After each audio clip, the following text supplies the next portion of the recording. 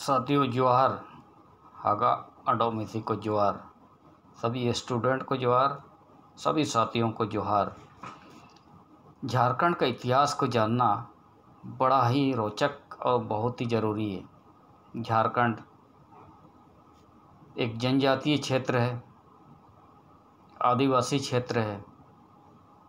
वहाँ का विद्रोह अंग्रेज़ों के साथ स्वतंत्र आंदोलन में किस प्रकार उसने शरीक हुआ था, उसका जानकारी हम सबको होना ज़रूरी है।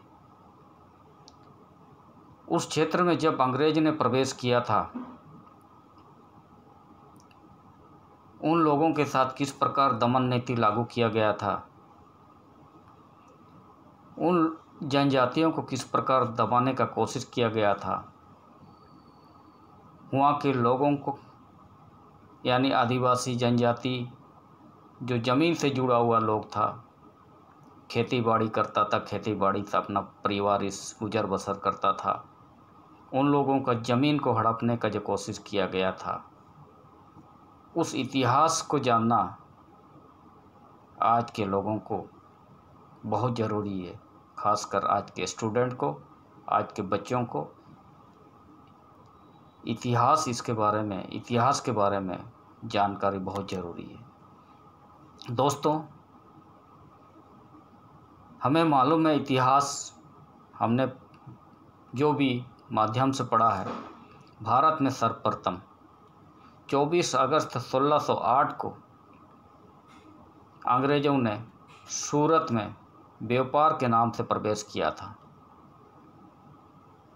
और जांजगीर के शासनकाल में 1615 ईस्वी में सर टॉमस रो ने अंग्रेज राजदूत बनकर भारत में आया था और 152 वर्ष बाद झारखंड में यानी बिहार झारखंड में 1760 ईस्वी में अंग्रेज़ों ने झारखंड में प्रवेश किया। झारखंड में प्रवेश करने के बाद अंग्रेज़ों ने लगातार दमन नीति लागू करना चालू कर दिया, चाहे शासकीय माध्यम से हो, चाहे राजनीतिक माध्यम से हो, चाहे धार्मिक माध्यम से हो। वहाँ पर हस्तक्षेप करना चालू किया। वहाँ के लोगों को, वहाँ के जनजाति लोगों को दबाने का कोशिश किया, ज़मीन लूटने का कोशिश किया, ज़मीन हड़पने का कोशिश किया, टैक्स लगाने का कोशिश किया। उस टैक्स, ज़मीन हड़पना, टैक्स करना, सांस्कृतिक सभ्यता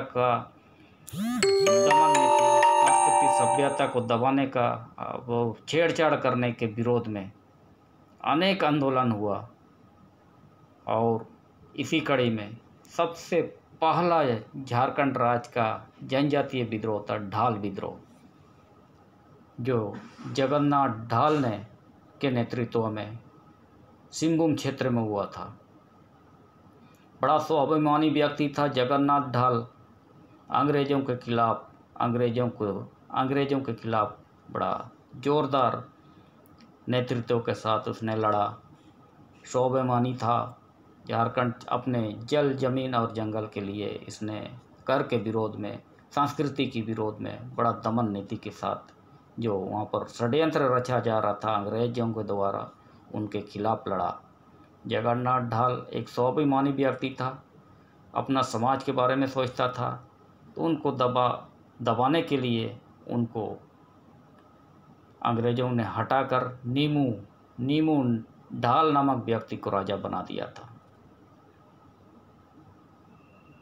पर जगन्नाथ ढाल का विद्रोह और भयंकर बढ़ने लगा, लोगों को संगठित करने लगा, जिसको देखकर अंग्रेज़ों का डर और पैदा होने लगा।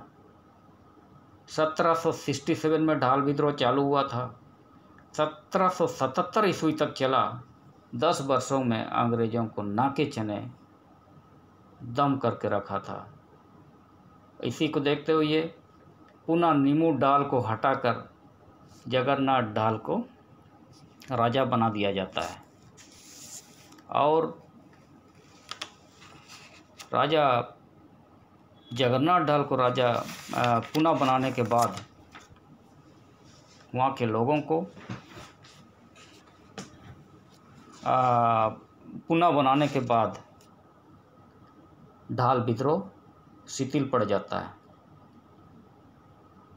किंतु ढाल विद्रोह शिथिल होने के बाद भी वहाँ के लोगों में एक जागरूकता पैदा हो चुका था स्वतंत्रता जिंदगी के लिए, आज़ादी के लिए, किसी का गुलामी स्वीकार नहीं करने के लिए। इसलिए जगन्नाथ ढाल को शिथिल करने के बाद भी वहाँ के चुआर जनजाति ने पुनः 1769 ईस्वी को चुआर विद्रोह चालू कर दिया। चुआर जनजातियों द्वारा विद्रोह चालू कर दिया गया, जो चला 1769 से लेकर 1805 तक चला। ये भी बड़ा भयंकर चला है। इसके इतिहास के बारे में हम लोग अगले कड़ी में बात करेंगे।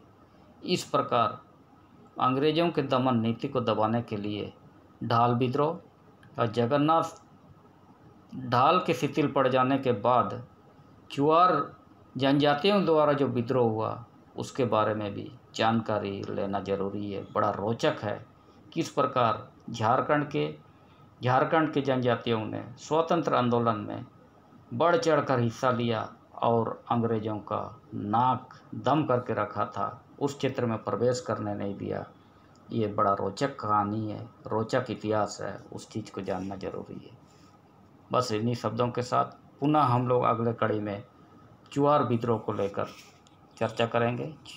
जय जवाहर, जय